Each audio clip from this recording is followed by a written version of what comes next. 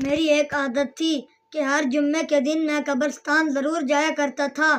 یہ میرے والد صاحب کی نصیحت تھی کہ چاہے تم ہفتے میں ایک بار نہ صحیح لیکن مہینے میں ایک بار ضرور قبرستان کا چکر لگایا کرو، کیونکہ کبھی کبھی ایسا ہوتا ہے کہ بارشیں یا پھر دوسرے کسی مسئلے کی وجہ سے قبریں بیٹھ جاتی ہیں، یا پھر ان میں کسی بھی وجہ سے سوراخ ہو جاتا ہے جس وجہ سے مردے کو تکلیف ہوتی ہے، اور ہم لوگ سدا کے مطلب پرست اور اپنے کاموں میں مصروف رہنے والے انسان ہمیں بھلا اس تکلیف کا اندازہ کیوں ہو۔ دنیا میں رہتے ہوئے ہر انسان یہ سوچتا ہے کہ شاید وہ ساری زندگی ایسے ہی رہے گا۔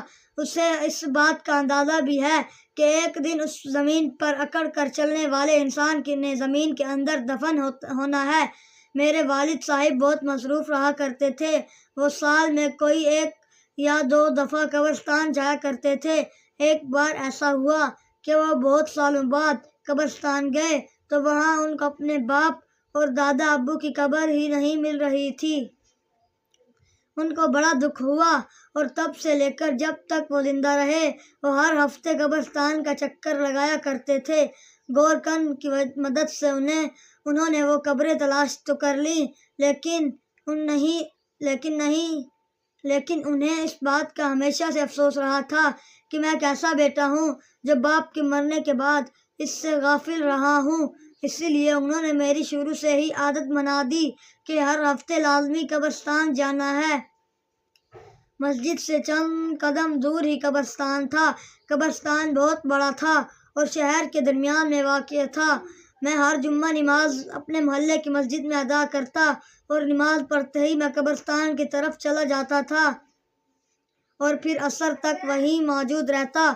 پھر عصر کی نماز مسجد میں ادا کرنے کے بعد گھر لوٹ آیا کرتا تھا۔ زندگی اپنی روانی سے چل رہی تھی کہ ہر چیز میں اعتدال قائم تھا۔ بہت زیادہ غم تھے، نہ ایسا تھا کہ بہت زیادہ خوشیاں تھیں۔ ایک عام سی زندگی جس کی کسی نے بھی خواہش کی ہوگی۔ کبھی نماز پڑھ لی تو کبھی چھوڑ دی۔ ایک درمیانے طبقے کا مسلمان جو کبھی معاشی مسائل میں کھڑا ہو تو کبھی اس کو مستقبل کی فکریں ستائے ہوئے ہیں۔ میں بھی ایسا ہی تھا کہ کبھی نماز پڑھ لی اور کبھی چھوڑ دی۔ اکثر مجھے اس بات کی پریشانی رہتی تھی کہ ہم اگر ایسے ہیں تو ہماری آنے والی نسلیں کیسی ہوں گی، ان کا سلوک ہماری قبروں کے ساتھ کیا ہوگا۔ دل میں عجیب سی ہول اٹھتے رہتے تھے۔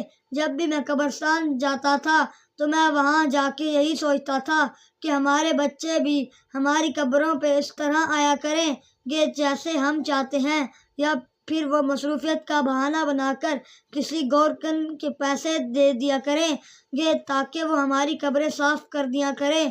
لیکن آج کل کے دور میں کسی کو پرواہ ہی نہیں کیوں ہے۔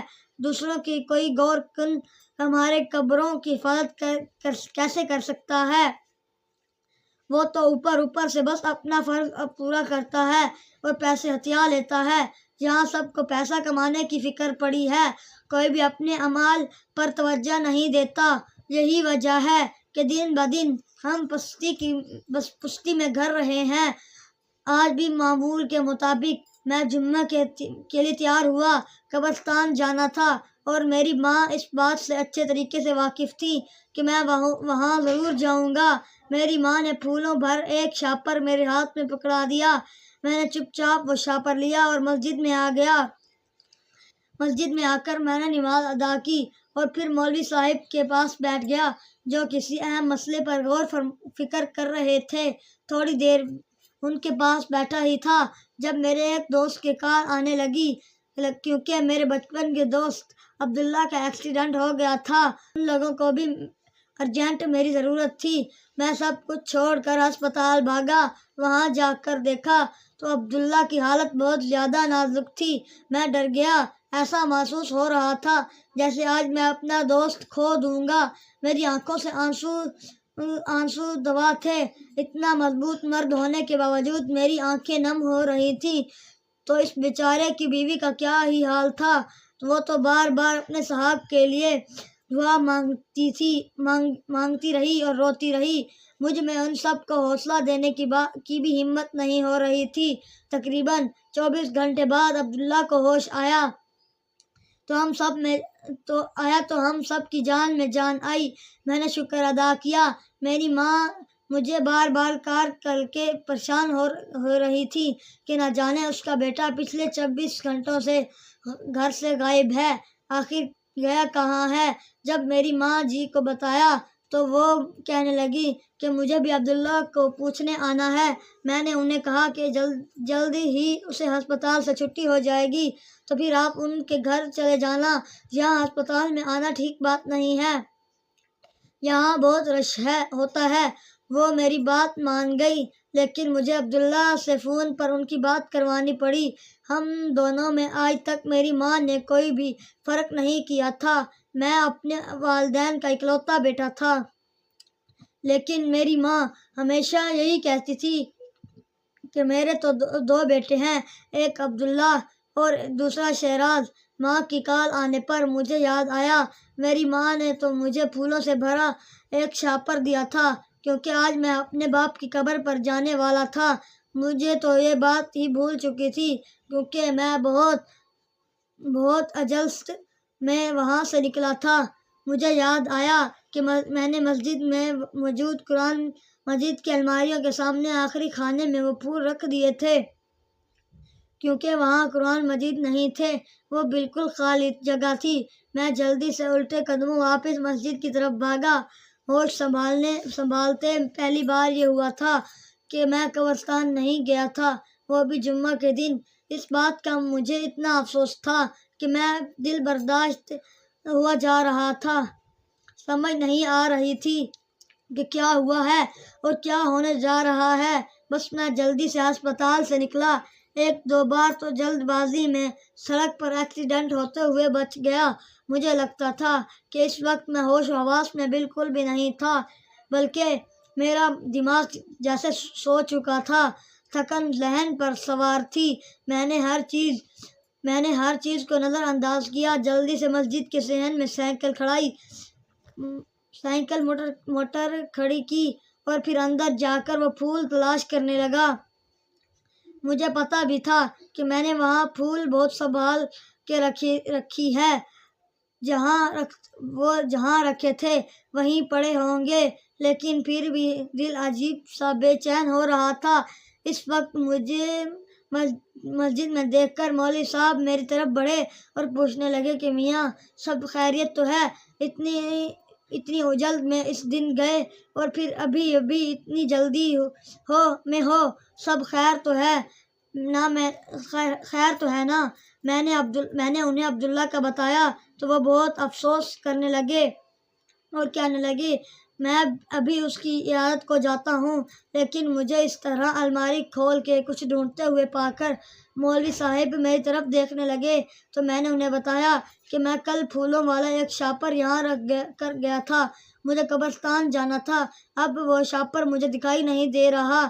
مولوی صاحب کہنے لگے پریشان ہونے کی بات نہیں ہے، میں نے کل تمہارے ہاتھ میں وہ پھول دیکھے تھے تو پھر میں نے سمجھ لیا کہ یہ تم نے ہی رکھے ہیں۔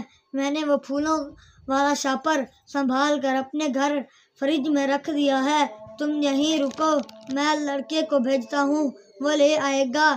میں نے سوچا اس طرح پھول خراب ہو جائیں گے، اس قابل نہیں رہیں گے کہ انہیں قبر پر نچھاور کیا جائے۔ مولوی صاحب کی بات سن کر میرے دل میں اطمینان دوڑ گیا۔ میں جلدی سے مسجد کے باہر نکلا تو مولوی صاحب کا چھوٹا لڑکا وہ پھول لیے میری طرف بڑھا۔ میں نے وہ پھول اٹھائے اور پھر قبرستان کی جانب چلا گیا۔ پہلی بار ایسا ہوا تھا کہ میں ہفتے کے دن قبرستان آیا تھا، وہ بھی رات کے اس وقت پہلے بھی مولوی صاحب رات کے 9 بجے مجھے اس طرح مسجد آتا دیکھ کر حیران ہوئے تھے، کیونکہ اگر میں نماز جماعت کے ساتھ ادا نہیں کر پاتا تھا تو میں پھر گھر میں ہی پڑھ لیا کرتا تھا، لیکن اس طرح اکیلے میں نے مسجد میں کبھی نماز نہیں پڑھی۔ مجھے خالی مسجد سے خوف ہوتا تھا، نہ جانے کیوں، لیکن یہ بات حقیقت تھی۔ میں اکیلے مسجد تھا تو مجھے بہت عجیب وقت تھا۔ اپنے علاوہ میں بھی کسی کی موجودگی میں وہاں محسوس کیا کرتا تھا۔ اس بات کا ذکر میں نے کئی بار مولوی صاحب سے کیا تو وہ مسکرا کر رہ گئے اور اسے میرے وہم جانا۔ میں قبرستان آیا تو دل کی دھڑکن تیز ٹھنڈ میں بھی بڑھی ہوئی تھی، منہ پر بار بار پسینہ آ رہا تھا، دل کی دھڑکن نے ہر طرف شور برپا کیا ہوا تھا جو مجھے ہی خوفزدہ کر رہی تھی۔ میں جلدی سے وہ پھول لیے ابا جان کی قبر پر آیا اور پھر عجلت میں ایسے ہی پھول پھینک دیے اور پھر جانے لگا جب کچھ عجیب سی آوازیں میرے کان تک رسائی حاصل کی۔ میں ڈر گیا۔ مجھے یاد تھا کہ اماں جان کہتی تھیں کہ قبرستان میں اگر کسی ایسی آواز سنو تو مڑ کر مت دیکھنا بلکہ چپ چاپ گھر آ جانا، لیکن نہ جانے کس احساس کے تحت میں نے ایک بار مڑ کر دیکھا۔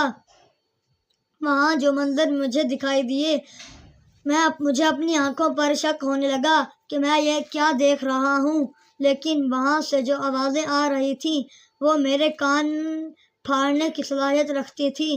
ڈر کے مارے میں رونے لگا۔ ایک 26 سالہ نوجوان مرد کی آنکھوں سے آنسو بہہ رہے تھے۔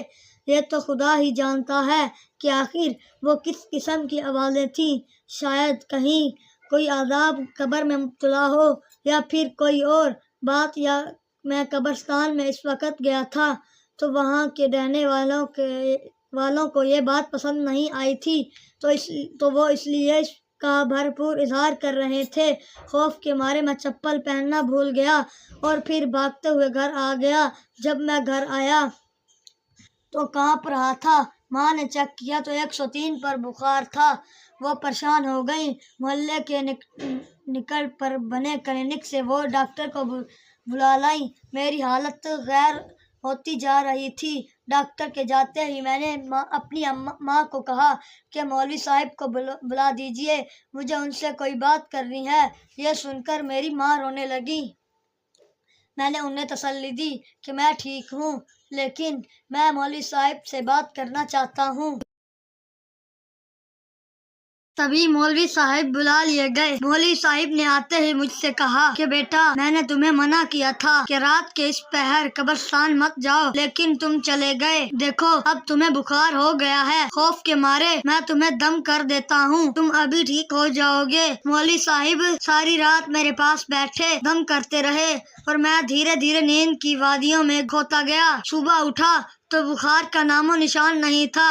ایسا لگتا ہی نہیں تھا کہ میں بیماریوں میں مولوی صاحب بھی گھر جا چکے تھے۔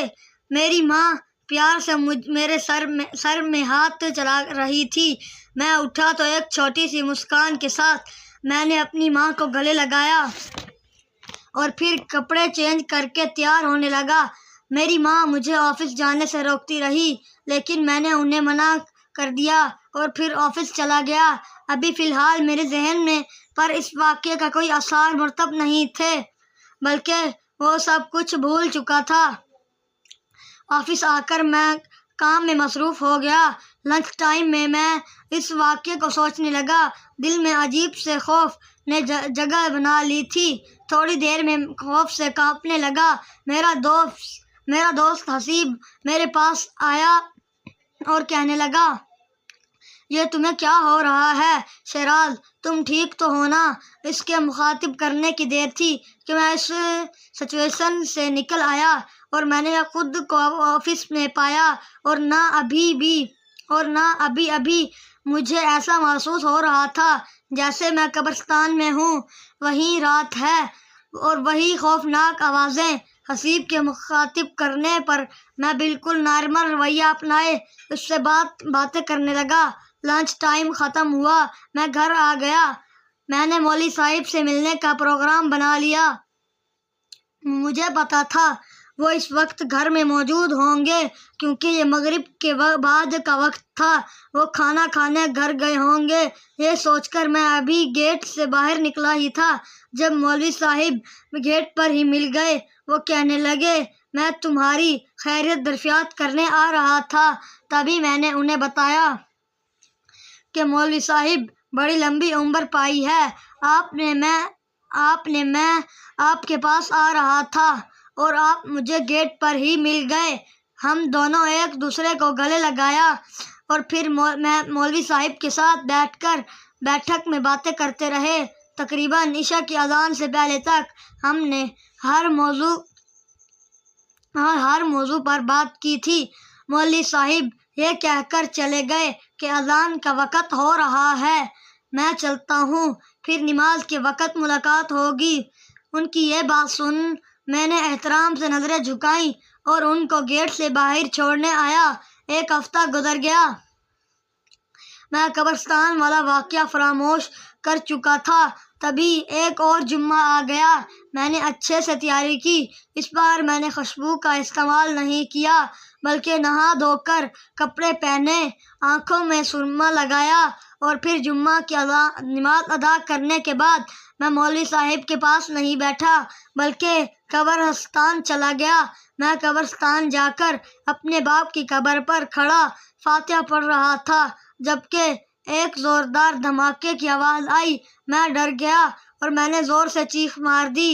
جب اس دھماکے کی آواز تھمی تو میں نے اپنے ذہن کو پرسکون کیا اور خود کو آنکھیں کھول کر اس منظر کو دیکھنے کی کوشش کی۔ مجھے لگا شاید کہیں پاس میں کوئی بم وغیرہ پھٹا ہے، خدا خیر کرے۔ میں دعا مانگتے ہوئے پیچھے مڑا، دیکھا کچھ بھی نہیں تھا۔ میرا جسم بالکل ساکت ہو چکا تھا۔ میں ڈرا ہوا تھا۔ تبھی میں نے خود پر قابو پایا اور پھر میں نے قبرستان کے باہر دیکھنے کے بجائے قبرستان کے اندر دیکھنا شروع کر دیا۔ میرے ابا جان سے 2 قبریں دور ایک قبر تھی جہاں شاید دھماکہ ہوا تھا کیونکہ وہاں سے کچھ مٹی اڑ کر دور جا گری تھی۔ اتنا ٹھنڈا فرش تھا کہ وہاں پر پاؤں رکھنا محال ہو رہا تھا۔ میں آہستہ آہستہ قدم اٹھاتے ہوئے اس قبر کے پاس گیا۔ اس قبر کی زمین پر پاؤں رکھے ایسے لگا میرے پاؤں جل جائیں گے، جیسے اندر آگ جل رہی ہو۔ میں ڈر گیا۔ میں نے سامنے اس قبر کے کتبے پر نظریں دوڑائیں۔ وہ قبر بہت عجیب حالت میں موجود تھی۔ ہر جگہ سے دراڑیں ہی دراڑیں دکھائی دے رہی تھیں۔ میں نے بہت مشکلوں سے اس قبر پر نام پڑھا جو چودھری لیاقت لکھا ہوا تھا۔ میرے پاؤں جلنے لگے تھے۔ میں جلدی سے قبرستان سے تقریباً بھاگتے ہوئے باہر نکلا۔ اپنی چپل پہننے کے بجائے میں نے ہاتھ میں اٹھائی اور پھر عجلت میں وہاں سے نکلنے لگا۔ مجھے ایسا محسوس ہوا جیسے پیچھے کوئی مجھے بلا رہا ہے، لیکن میں نے مڑ کر نہیں دیکھا اور بھاگتے ہوئے مسجد میں آ کر سانس لی۔ سامنے مولوی صاحب ایسی حالت دیکھ کر حیران تھے اور میری طرف بڑھے اور پھر کچھ پڑھ کر مجھ پر دم کرنے لگے، کہنے لگے، یوں روز قبرستان مت جایا کرو۔ تھوڑا عرصے بعد اب جانا، تمہاری حالت ٹھیک نہیں لگتی، اکیلے قبرستان جاتے ہو، ایسا کیا کرو کہ ساتھ کسی کو لے جایا کرو۔ مجھے تمہاری حالت ٹھیک نہیں لگ رہی۔ مولوی صاحب یہ کہہ کر مجھے بازو سے پکڑے میرے گھر کی طرف چلنے لگے۔ میرا ذہن بالکل سن تھا۔ میں کچھ بھی سمجھ نہیں پا رہا تھا۔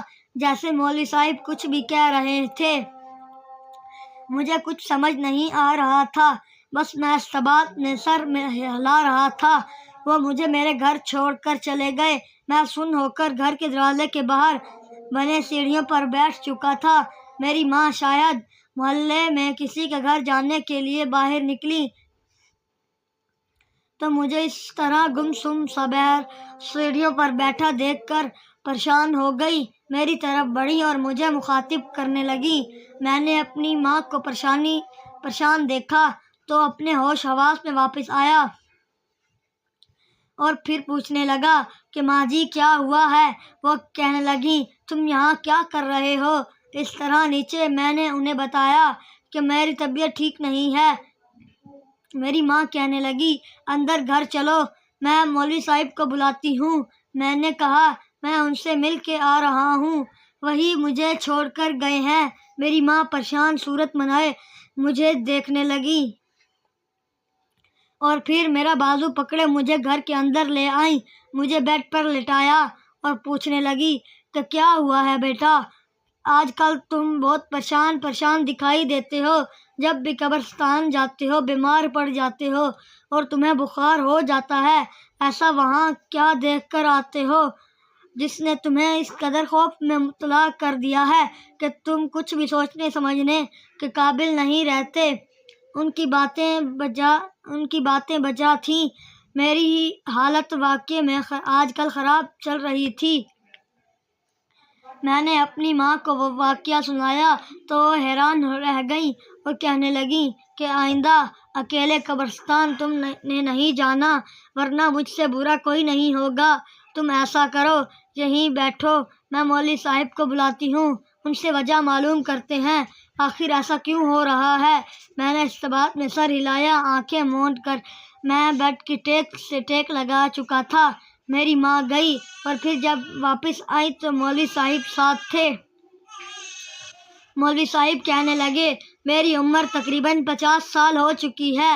پچھلے 30 سالوں سے میں اس مسجد میں امامت کر رہا ہوں۔ چودھری لیاقت سے میری اچھی سلام دعا تھی، لیکن مسئلہ یہ تھا ابھی وہ بولنے ہی لگے تھے جب دروازہ بجا۔ میں حیران رہ گیا کہ اب اس وقت کون ہے، کیونکہ میں بہت متجس تھا کہ آخر اس قبر کے ساتھ ایسا کیوں ہو رہا ہے۔ تبھی عبداللہ لاٹھی کے سہارے چلتا ہوا اندر داخل ہوا اور کہنے لگا، یہ میں کیا سن رہا ہوں؟ تمہاری طبیعت خراب ہے شیراز، اور تم نے مجھے بتایا بھی نہیں۔ یہ کہہ کر وہ پریشان ہونے لگا اور میرے پاس آ کر بیٹھ گیا۔ میں اسے کہنے لگا کہ خاموشی سے بیٹھ جاؤ اور مولوی صاحب کی بات سنو، پھر میں بتاؤں گا میں کیوں نہیں آ پایا۔ وہ خاموشی سے بیٹھ گیا تو مولوی صاحب کہنے لگے کہ چودھری لیاقت بہت امیر انسان تھے۔ یہاں محلے میں ان کے 3 مکان تھے جو انہوں نے کرائے پر دیے ہوئے تھے۔ ان کا ایک مکان، جس میں ایک بیوہ اپنے 4 بچوں کے ساتھ رہتی تھی۔ ایک دن وہاں بجلی گری اور اتنی بارش آئی کہ مکان کی چھت گر گئی۔ بیوہ، جو پچھلے 2 مہینوں سے اپنے گھر کا کرایہ نہیں دے پائی تھی، اس نے چودھری لیاقت سے درخواست کی کہ وہ آ کر کسی طرح اس چھت کو ٹھیک کروا دیں، کیونکہ اس کے پاس تو اتنے پیسے نہیں ہیں کہ وہ ٹھیک کرا سکے۔ چودھری صاحب غصہ کرنے لگے اور کہنے لگے کہ پہلے ہی تم نے مجھے 2 مہینے کا کرایہ نہیں دیا، اب کہہ رہی ہو کہ میں تمہیں یہ گھر سیٹ کروا کر بھی دے دوں۔ میں کوئی پاگل ہوں کیا؟ میرے پاس اتنے فضول پیسے نہیں ہیں۔ وہ عورت رونے لگی۔ چودھری صاحب کہنے لگے کہ تم ایسا کرو، اپنی بڑی بیٹی کی شادی میرے بیٹے سے کروا دو، تو میں یہ گھر بھی تم لوگوں کے نام کر دوں گا اور پھر تم لوگ سکون سے رہ سکو گے۔ بیوہ یہ بات سن کر حیران رہ گئی، کیونکہ اس کی بڑی بیٹی 15 سال کی تھی اور وہ چودھری کا بیٹا تقریباً 35 سال کا تھا۔ وہ نفی میں سر ہلانے لگی، کیونکہ چودھری کا وہ بیٹا پہلے سے شادی شدہ تھا اور اس کی بیوی مر چکی تھی۔ کچھ لوگ کہتے تھے کہ چودھری کے بیٹے نے اس کا قتل کیا ہے۔ خیر، 100 منہ اور 100 باتیں والا معاملہ تھا، اسی لیے یہ معاملہ دبتے دبتے اتنا دب گیا کہ لوگوں نے اس پر بات کرنا ہی چھوڑ دیا۔ نہ اس لڑکی کو انصاف ملا، نہ چودھری کے بیٹے کو سزا۔ تبھی چودھری محلے والوں کو اکٹھا کر کے یہ الزام لگانے لگا کہ ایک تو یہ بیوہ کرایہ نہیں دیتی، دوسرا یہ کرایہ نہ دینے کے بدلے یہ خود کو پیش کرنا چاہتی ہے۔ یہ ایک بدکار عورت ہے۔ لوگوں، تم نے اسے اپنے محلے میں پناہ دی ہوئی ہے، اگر یہ مزید رہی تو اس عورت کی صحبت میں تمہاری عورتیں بھی خراب ہو جائیں گی۔ یہ کہنے کی دیر تھی کہ محلے والے بھی غصہ کرنے لگے۔ چودھری کے ساتھ محلے والے بھی مل گئے اور وہ اس عورت کو غلط ٹھہرانے لگے، پھر دھکے دے کر اس عورت اور اس کے بچوں کو گھر سے نکالنے لگے۔ اس کا سامان اٹھا کر گلی میں پھینکا گیا۔ چودھری نے اپنے کچھ اور آدمی بھی بلوا لیے تھے۔ جو وہ گھر خالی کر رہے تھے بیوہ روتی رہی۔ وہ چودھری صاحب کے پاؤں پڑنے کو بھی تیار ہو گئی، لیکن چودھری صاحب نہیں مانے اور مسلسل انہیں گھر سے نکلنے کی دھمکی دیتے رہے۔ وہ بیچاری بیوہ شدید ٹھنڈ میں اپنے چاروں بچوں کو لیے وہاں سے چلی گئی۔ چودھری صاحب نے اس کے بیٹے کو بہت مارا تھا کیونکہ وہ اپنی ماں کے ساتھ ہوئی اس بے عزتی کو سہ نہیں پا رہا تھا۔ جب کہ اس نے چودھری صاحب پر رد عمل ظاہر کیا تو وہ بھی غصہ ہو گئے، اس لڑکے کو بہت مارا۔ بیوہ نے اکلوتے بیٹے کی یہ حالت دیکھی تو جھولی اٹھا کر چودھری لیاقت کو بددعائیں دینے لگی کہ دنیا میں تو تم سکون حاصل نہیں کر سکو گے، لیکن دیکھنا تمہیں قبر میں بھی سکون نصیب نہیں ہوگا، بلکہ وہاں تو تم میری طرح تڑپو گے، تم جلدی مر جاؤ گے اور پھر تمہاری قبر میں بھی آگ کے شعلے بلند ہوں گے، ایسے ہی جیسے تم میرے گھر کو آگ لگا رہے ہو۔ چودھری نے اس عورت کی بات کو غور سے نہیں سنا اور نظر انداز کر دیا۔ کچھ عرصے بعد چودھری صاحب مر گئے، ان کے تینوں مکان بھی ان کے بیٹوں نے آپس میں بانٹ لیے۔ نہ جانے اس بیوہ کا کیا حال ہوا ہوگا، یہ تو کسی کو نہیں پتا، لیکن اتنا ضرور پتا ہے کہ تمہارے علاوہ کئی لوگوں نے چودھری لیاقت کی قبر سے شعلے نکلتے دیکھے ہیں۔ مجھے اچھے سے یاد ہے جب میں اس قبر کے قریب گیا تھا اور اس قبر میں موجود سوراخ سے جھانکا تھا تو وہاں مجھے آگ کے شعلے دکھائی دیے جو اتنی دور سے میری منہ کو جھلسا دینے کی استطاعت رکھتے تھے۔ میں واقعے میں ڈر گیا تھا اور اب چودھری صاحب کی حقیقت معلوم ہونے کے بعد تو مجھے اور زیادہ ڈر لگنے لگا تھا۔ مولوی صاحب بتانے لگے کہ وہ بیوہ چودھری کی چھوٹے بھائی کی بیوی تھی جو وفات پا چکا تھا۔ اس نے اپنی پسند سے شادی کی تھی جس کی وجہ سے اس کے والدین نے جدائی سے آگ کر دیا تھا۔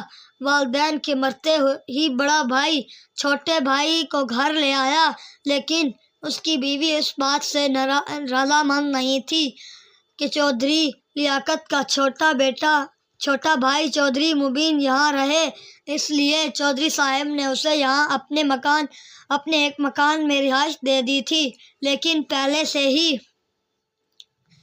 پہلے سے ہی اس کے بھائی کے نام کچھ جائیداد تھی جو یہ ہر حال میں حاصل کرنا چاہتا تھا کیونکہ اس کے کاروبار میں وہی زمین مفید تھی۔